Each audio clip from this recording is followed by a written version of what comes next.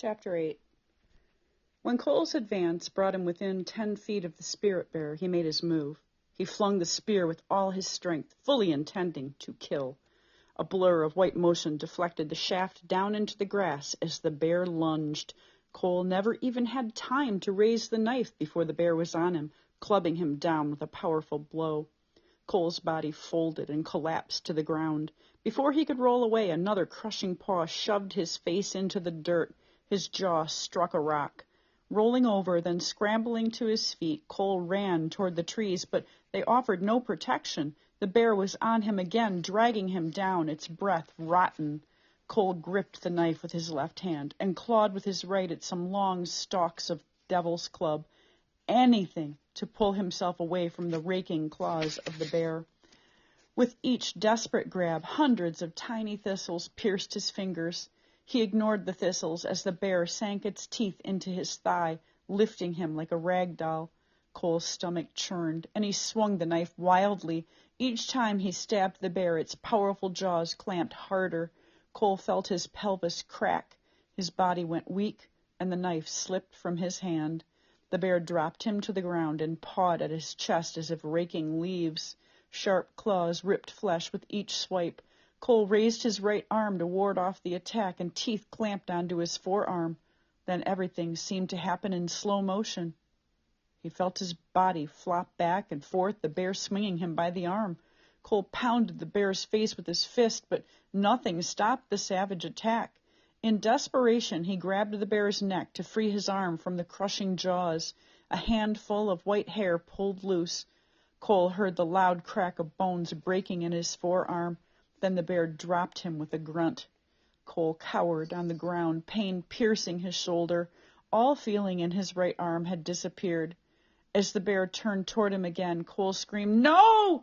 No more!" But his words came out as coarse grunts. He collapsed onto his back. As if finishing its attack, the spirit bear placed its huge paws on Cole's chest and gave a single, hard shove. Air exploded from Cole's lungs. Ribs snapped. Mouth wide open, Cole gasped, but could not catch his breath. The spirit bear towered over him, its rank breath warm. Cole struggled to move his arms, his legs, anything to escape the white monster, but his body refused to move.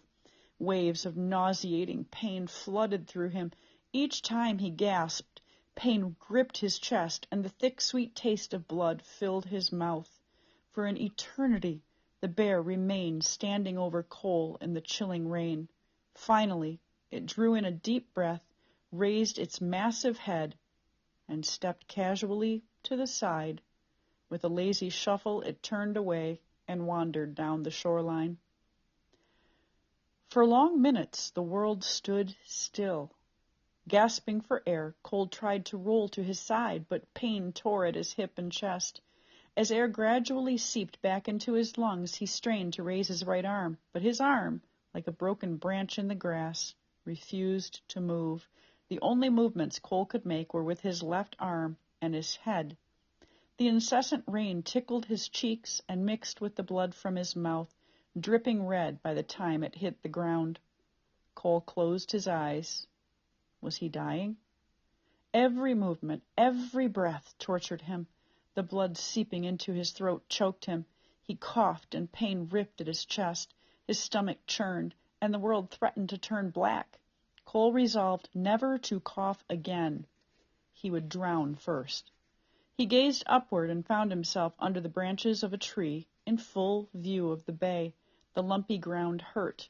Barely 10 feet away, seagulls strutted around, squawking, flapping their skinny wings and picking at something in the grass. Cole stared down at his chest. The bear's claws had raked him open. His shredded shirt exposed gashes with long strips of flesh missing. One of the gulls squawked as it stole a stringy piece of meat and skin from another gull.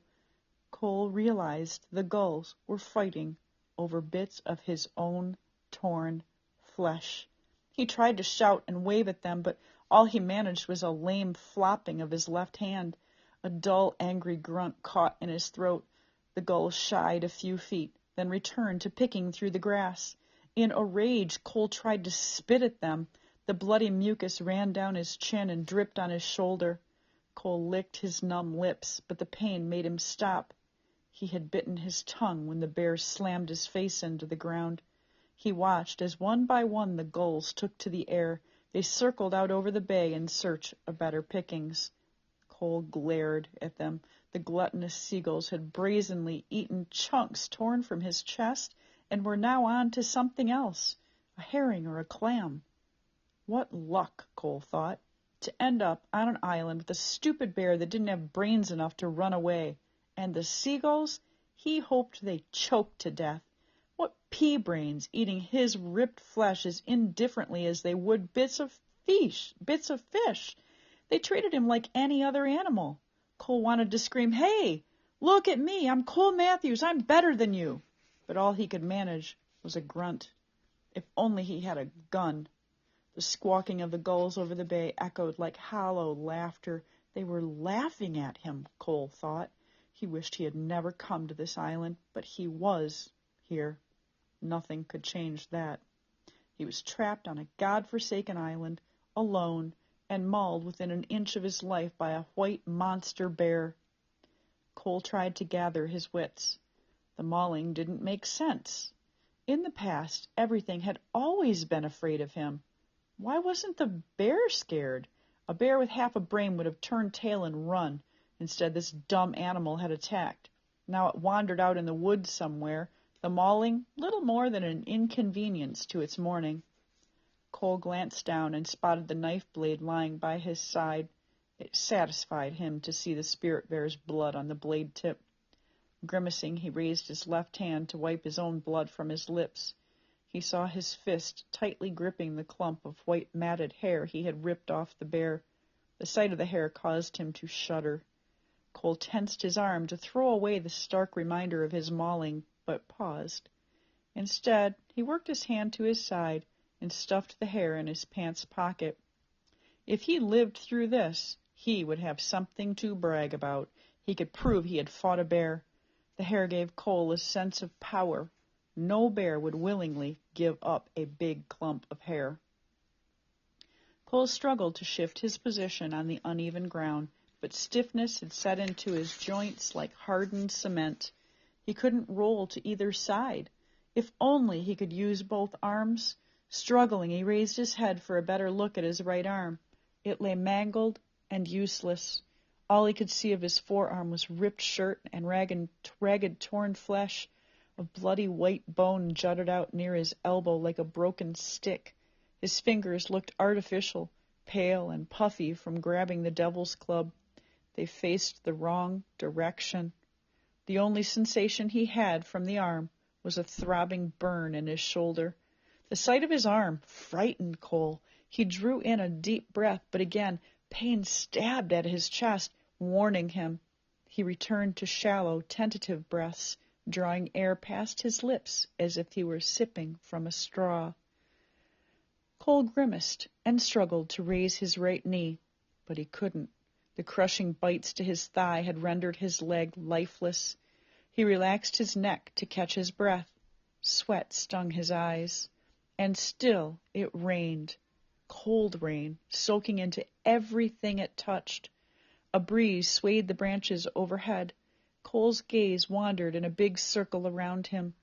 All of the landscape, the air, the trees, the animal, the water, the rain, all seemed to be part of something bigger. They moved in harmony, bending and flowing, twisting and breathing as if connected. But Cole felt alone and apart. His soaked clothes chilled his bones. The hard ground pushed at his wounded body like a big hand shoving him away. No, Cole thought. He was not a part of this place. He should not be here. It was not his choice to lie dying on a remote island, alone, unable to move. This place held him prisoner more securely than any jail cell. Here he was powerless. He could not keep warm or find food. His place was wearing dry clothes in a safe, warm room, sleeping and eating without a care in the world. His place was having other people worry about him. His place was being in control. That was his place. Haunting thoughts pried at Cole's mind. Night would come sooner or later, and with it, more rain and cold. What would happen when the last bit of warmth seeped from his body? What was death like? Did it hurt? Did it come fast like lightning from the sky or a blow from the spirit bear? Did death sneak around like a stinking seagull trying to snatch life from a body like meat chunks from a rotting carcass? Or did life just flicker out like a dim candle? Cole's tortured thoughts slowly gave way to an even worse possibility. What if death didn't happen right away? Would seagulls land on him and pick bits of warm meat from his body when he could no longer fight back? And where was the bear? Waves of pain racked Cole's body. With each agonizing wave, he bit at his lip and whimpered, trying not to cry out. All of his life he had been haunted by nightmares of helplessness. Some nights he dreamed he was drowning, unable to find the surface. Some nights he dreamed of fists raining down on him like giant hail. Worse yet were the dreams he had of being alone and no one caring about him. Now he was living his worst nightmare. Cole flopped his head to the side and spotted a small caterpillar inching over a rotted branch. He reached out his finger and crushed it. That would teach it not to crawl so close. The sweet taste of blood kept seeping into Cole's mouth, forcing him to swallow. His stomach cramped. Wincing, he wiped at his mouth with his left hand, then stared at the glistening red on his knuckles. It reminded him of the bear's blood on the knife blade beside him. It also looked like the blood he had seen on the sidewalk after beating up Peter. The blood looked identical. This thought drifted about in his head, but failed to gain meaning. Blood might look the same, but Peter was a loser and a jerk. Cole dropped his hand to the grass. The bear was a stupid, lumbering moron. Cole's stomach churned and cramped harder. A sour bile taste stung his throat. He dared not throw up, but he felt the urge coming like a freight train, and he couldn't get off the tracks. Suddenly he convulsed and vomited. Instant pain attacked his chest, and the world swam in circles. Again and again the spasms came, and Cole flopped his head sideways to keep from choking. He tried to stop throwing up, but he couldn't. Black patches danced across his vision. Then he lost consciousness. Hours later, Cole awoke, feeling weak and confused. His thoughts drifted above him like restless air moving over the bay. The stink of vomit and the salty smell of rotting seaweed hung in the air and overhead. A leaf drifted down in slow motion as if arriving from outer space. Cole forced his head to the side and tried to focus. Vomit covered the ground beside his head. He could see chunks of the fish he had eaten. Beyond, he could see the mouth of the bay where the ocean disappeared into the dull, rain-misted sky. Cole damned the rocks, the rain, and the endless ocean. What a fool he had been to come here instead of going to jail. At least in jail he would have been in the safety and comfort of a cell. He would have had some control. Here he was powerless. Nobody to control, nobody to blame. Every action worked against him and hurt him. A bitter loneliness swept over Cole as tears clouded his vision. He felt so small here, puked up on a remote, forgotten shore, and left to die. Was this how the world was going to get rid of him?